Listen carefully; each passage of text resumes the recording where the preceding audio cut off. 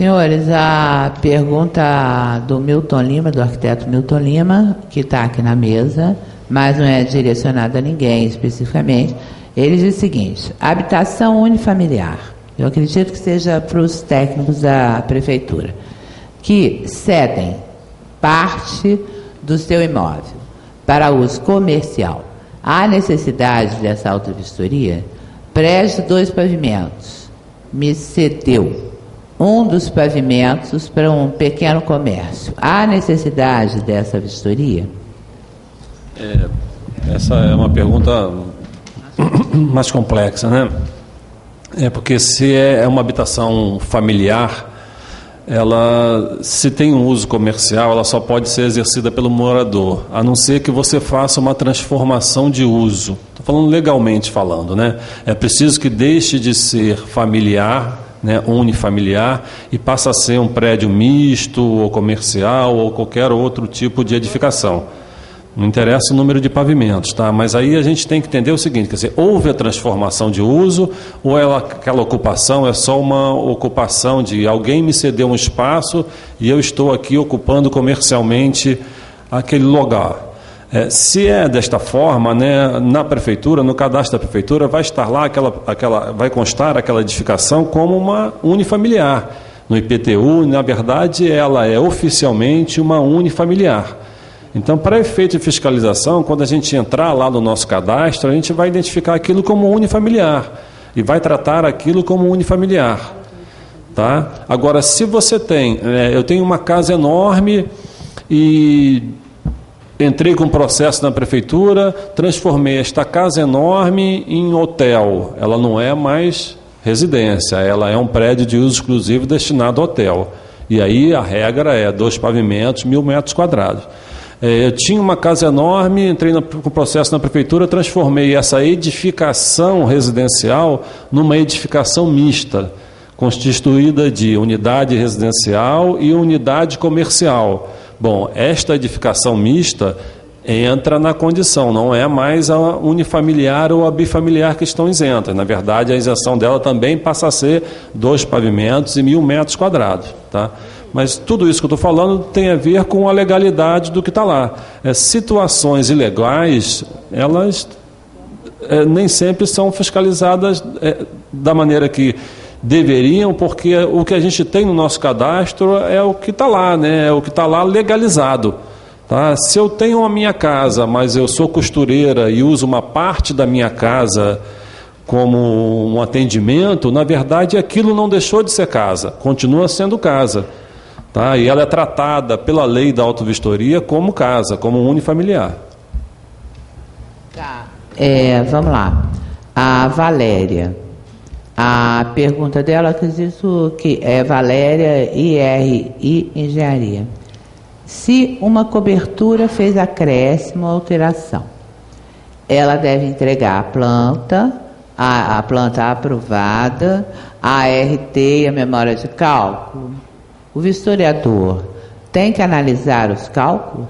Se após um ano der problema na cobertura, quem será o responsável? Quem fez a obra de acréscimo ou o vistoriador? Então vamos lá na primeira parte, que acho que é mais fácil, né? Se uma cobertura fez acréscimos ou alteração de projeto, tá? Ela deve entregar a planta aprovada, a ART e a memória de cálculo para o doutor Silvio. Eu vou começar essa pergunta, mas eu acho que o Veronese pode complementar a resposta também. Na verdade, não tem nenhuma exigência na legislação que diga que a pessoa tem que apresentar a planta aprovada ou a ART desta obra realizada. Não é só realizada na cobertura, não, é qualquer obra realizada. A ART que se exige na legislação é a ART do serviço de vistoria técnica. O que o vistoriador vai exigir, né, para atestar ou não a adequação da edificação, volta a dizer, é de competência do vistoriador. Se não tiver acréscimo nenhum e ele resolver que para ele dar o laudo, ele precisa da planta de estrutura do prédio todo, assim ele vai exigir, independente de ter acréscimo ou não. Tá? A questão do que vai acontecer no futuro, quer dizer, eu fico pensando no seguinte: mesmo que você tivesse uma planta de cálculo, né, que você pudesse analisar o cálculo daquele prédio, você esteve lá quando ele foi executado? Você sabe se o que foi executado ali é o que foi calculado? Quer dizer, não sabe, né? Mas quem decide isso é o vistoriador. Pode ser que ele queira comprovar isto, né? Como eu falei, a gente não tem modelo, a gente não tem por onde caminhar. Quem vai decidir isso são vocês. Se vocês acharem necessário, porque entenderam que aquele prédio, quando foi calculado inicialmente, não foi calculado levando em consideração acréscimos futuros, vocês exigirem a planta de cálculo, exijam. Se vocês entenderem que não, o que foi feito ali é um acréscimo de pouca monta, então que aquela estrutura suporta, eu não vou exigir, não exija. Mas é vocês que têm que decidir sobre isso. Um instantinho, senta aqui na frente, apresenta um acréscimo que eu acrescento aqui na própria pergunta, por favor. Eu só queria saber o seguinte. Você vai complementar? Não, eu queria saber quem fez a pergunta, por favor. Mas não vai essa pergunta. Tá. Porque foge a ordem do debate. Eu vou responder o seguinte. Olha só, se uma cobertura fez acréscimo, não vai, porque a ordem não é essa. Se houve esse acréscimo, alteração, ele deve entregar a planta, a RT, a memória de cálculo? Ô, gente, fazendo um acréscimo, você tem que regularizar na prefeitura. Não pode fazer um acréscimo ao Léo. Não, peraí. Então eu vou passar para o Veronese para ele responder a querendo todos. Responder. Se você e deixar, eu respondo. Só. Posso responder? Não, por favor. a todos. Eu queria informar o seguinte, colega. Com a sua pergunta, o que acontece com a autovistoria? Olha só. Isso pode ocorrer, sim. Isso já aconteceu comigo, pessoalmente, como fiscal da prefeitura. Eu fui fazer uma vistoria referida à lei de contrapartida e me deparei com uma situação diferente, uma situação de trincas e de possibilidade de colapso estrutural iminente. Certo? Isso aconteceu no Recreio dos Bandeirantes. Não é a primeira vez que eu falo isso. O que é a autovistoria? A autovistoria é o poder garantidor do Estado, tá? É o poder garantidor do Estado em prevenir, inibir, eliminar os riscos contra o uso e a habitabilidade. A fiscalização chega... Como é que a informação chega à fiscalização? Da forma como você falou. Você identificou, você vai informar. O mundo continua. A fiscalização, ela recebe essa informação. Agora, qual é o fato que você se deparou? O fato, o cidadão é o maior agente fiscalizador. Assim como o técnico é o que tem a capacidade de identificar o grau de risco, essa coisa toda. Então você pode acionar a Defesa Civil, a polícia, se for um homicídio, a ambulância, se for um ataque cardíaco, né? E o CREA tem que ser acionado, e o CAL, se for um ilícito profissional. Não é a prefeitura, né?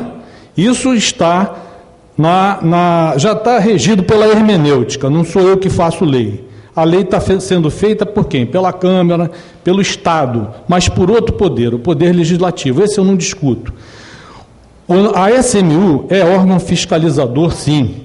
Ela vai fiscalizar a autovistoria, que está em vigor desde o meio desse ano para cá. E a partir do dia 1º de 2014, vai fiscalizar.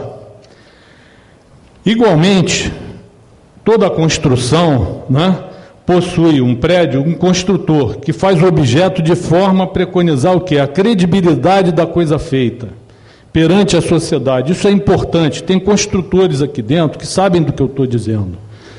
Como é que um construtor vai construir uma coisa para cair? Isso a gente vê no meio do terreirão, tá me entendendo? Que já mandamos demolir muita coisa. A coisa feita de forma irresponsável, sem um técnico que o acompanhe.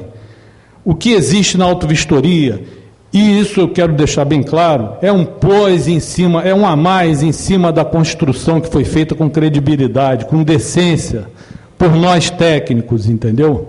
Então, a pergunta sua é muito pertinente, porque você pode se deparar assim com uma situação dessa. E, nesse caso, tem que acionar a Defesa Civil, está me entendendo?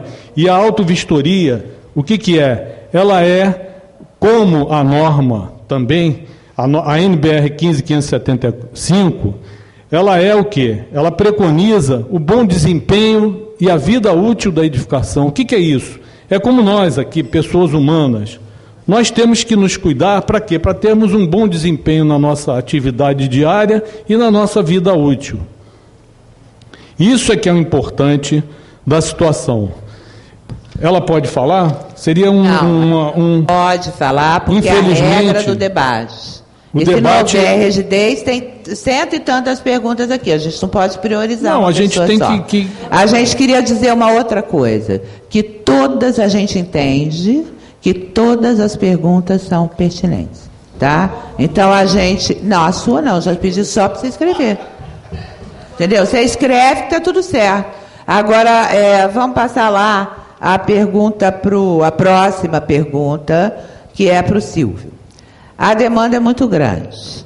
Caso não se tenha tempo de fazer todos os laudos completos até janeiro, como devemos proceder? Só o pagamento da RT ou do CREA serve para sinalizar que o trabalho começou a ser feito e a finalização dos laudos junto aos condomínios, para que os condomínios não sejam multados? A pergunta é do José Alberto, da Despro Engenharia.